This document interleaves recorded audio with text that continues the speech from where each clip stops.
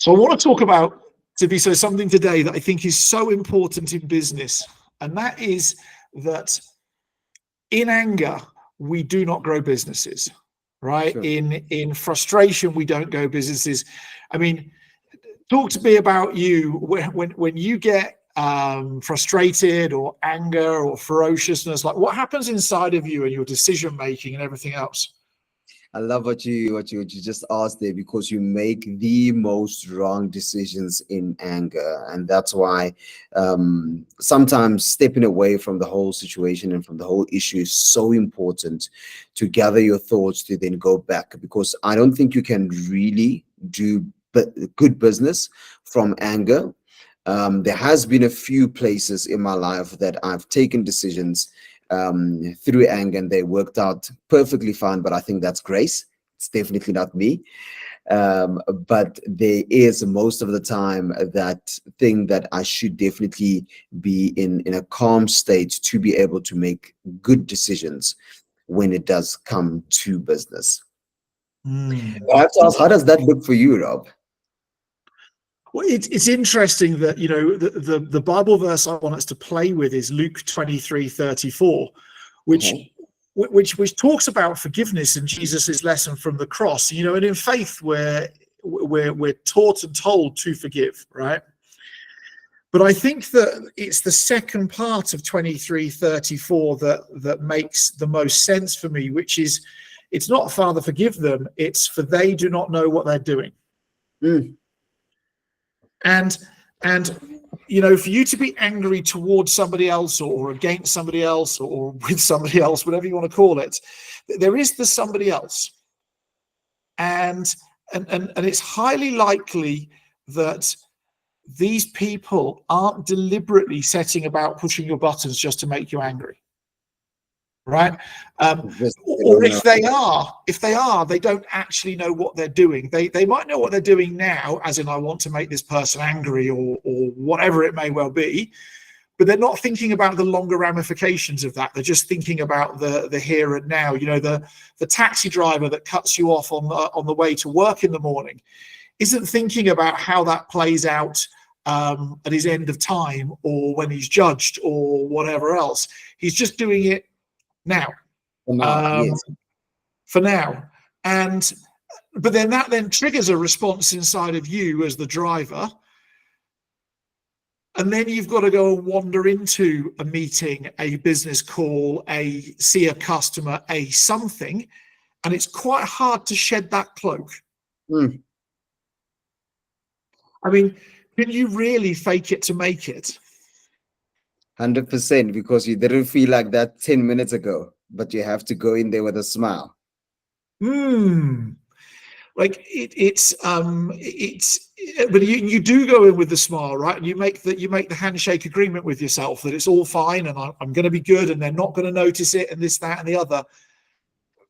But you know, other humans are quite animalistic in how they sense other humans.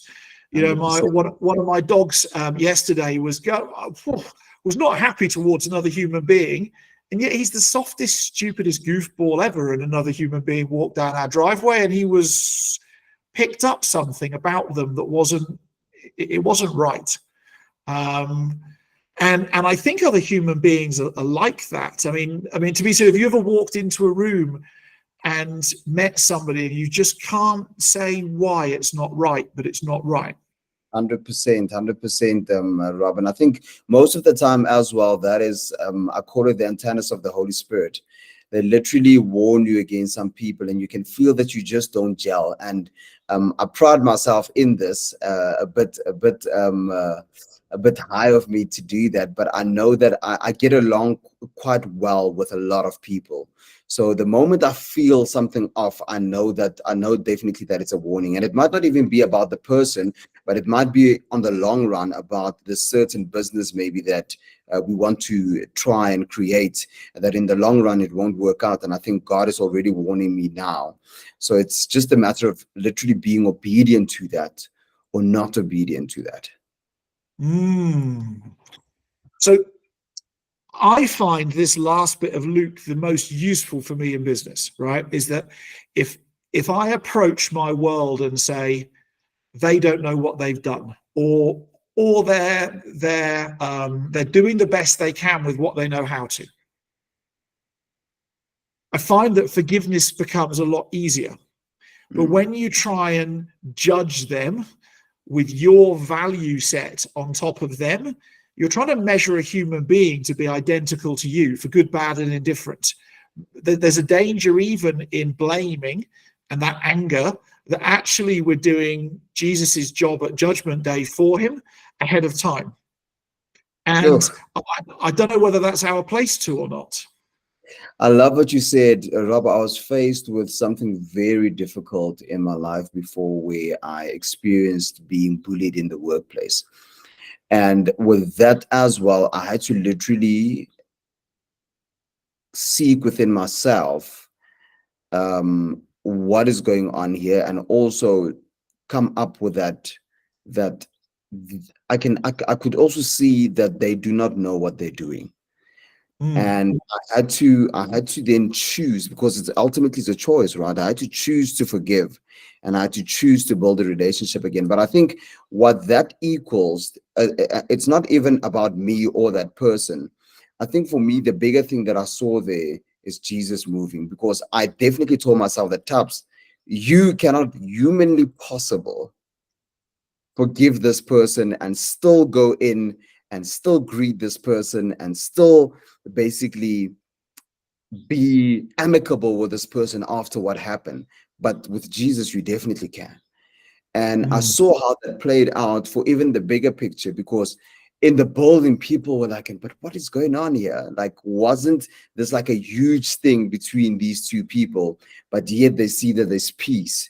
And the moment you start seeing that, there is a lot of questions to be asked. And that's where I can then step in and say that could have only been God. It can't be me or that person. It can only be God. And I love the fact that God worked it out for that very purpose. You could almost flip back to Job at that point in time in business and actually say, what is it that God is asking me to learn right here, right now, that I need to learn in order to progress? 100%. Because this conflict, or this thing that's caused you to need to forgive, has actually provided an opportunity for you. Wow. Yeah. And so what is this as an opportunity as opposed to a threat? What is this as an opportunity? And maybe the opportunity is just to learn to let go and forgive, right? Maybe that's the opportunity, but maybe it's an opportunity to make an agreement with yourself. Let's go back to the taxi comment. Like, taxis always drive on this road between 6:30 and 7 o'clock in the morning. They always drive like dangerous idiots, and I always get angry with them. So maybe a learning is as simple as leave home 20 minutes earlier or leave home 20 minutes later to avoid the circumstance and the environment. Like, it's an opportunity to learn. Maybe it's about an employee. Maybe it's about a customer or a supplier. But in forgiveness is the opportunity and the gift of learning. Come on. I totally agree with that, because yes, you're given that opportunity to forgive. Yeah. And the gap between where you are now and what you want is learning. That's the gap. Wow. I love it. The kind of very weird and wonderful extreme thing out of this, because I meet so many business owners who get angry the entire time and struggle to let go, is if we're to step in faith and say, actually, this anger and this frustration and this struggle to forgive is something I actually want to deal with now, is Jesus gave this permission or this request to Father to forgive at a time where his humanly body really was being killed. It was being killed. He was being crucified. And if we're struggling with this inside of ourselves, maybe we have to ask ourselves, what is it that we need to do in order to understand the reality of our world? There's a fair chance that you're not being killed when you feel anger. There's a fair chance that somebody's not driving nails through the palm of your hands or through your wrists, right? What is it about us that's unwilling to go and do something so gracious when Jesus was able to do that thing at that time? Maybe that's worth reflecting on or meditating on.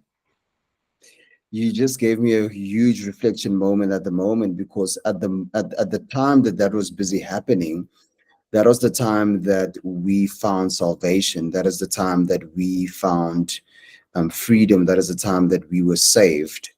But yet Jesus could say that. And I think in such moments, especially in business, especially in being done in business, and especially maybe in feeling not treated correctly in business, that piece of happening can actually bring freedom to you, can actually bring salvation. It's like exactly like you said just now, it's an opportunity for you then to break free. It's an opportunity for you then to be saved. It's an opportunity for you then to literally, you can go look at all the things that Jesus did for us when he was on the cross, for you to experience that within you. When that moment happens of you having to forgive and of you having to think, man, Dad, they don't know what they're doing, and to instantly forgive at that time. You just mentioned something, and I want to wrap up with this. You used the word freedom. Many people start to build a business in the pursuit of financial freedom. 100%. What if the ability to forgive is the thing that unlocks the door to that financial freedom? What if that holding on to all of the stuff in the past of all the people who've done wrong to you, or in the present of people who are doing wrong to you, what if that, and forgiving all of that, is that ability to have the freedom you're pursuing? We know that biblically that's the truth, and freedom is used as a whole blanket. And one element of that is going to be how we prosper. Oh, man, I love it. I love it. Thank you for that closure.